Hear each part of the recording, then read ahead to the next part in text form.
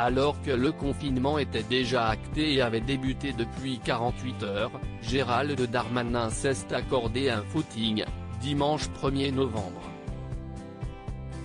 Jusque-là rien d'illégal, puisque même durant cette période où les Français sont appelés à rester chez eux, ils ont le droit de pratiquer de l'exercice, tel que les footings, à l'extérieur de leur domicile. Seulement, selon les règles imposées par le gouvernement, ils ne doivent pas dépasser un périmètre d'1 km autour de leur domicile. C'est sur ce dernier point que les habitants de Tourcoing, dans le nord de la France, se sont questionnés puisque le chemin emprunté par le ministre de l'Intérieur ne respectait pas cette consigne. En effet, le canal de Roubaix, où il a été vu en train de courir, se situe à plus d'1 kilomètre de chez lui.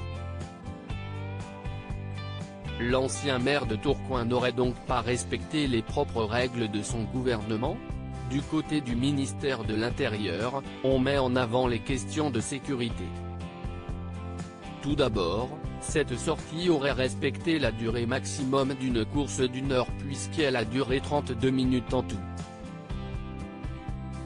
Le choix du parcours relève de contraintes de sécurité que nous imposons. Nous avons reconnu plusieurs itinéraires. Nous avons choisi cette zone parce qu'elle évite de courir en ville et qu'elle est la plus proche. C'est un endroit reculé, fermé à la circulation qui évite une agression d'opportunité avec un véhicule ou ce qu'on appelle un hit and run, a fait savoir le service de sécurité du ministre de l'Intérieur dans les colonnes de la Voix du Nord. Gérald Darmanin n'a pas réagi à la polémique, pas de quoi calmer les critiques qui sont nombreuses à l'encontre de Gérald Darmanin depuis ce jogging jugé par certains frauduleux. De son côté, le principal intéressé n'a pas réagi à la polémique et a préféré reprendre ses activités, qui sont chargées, au ministère.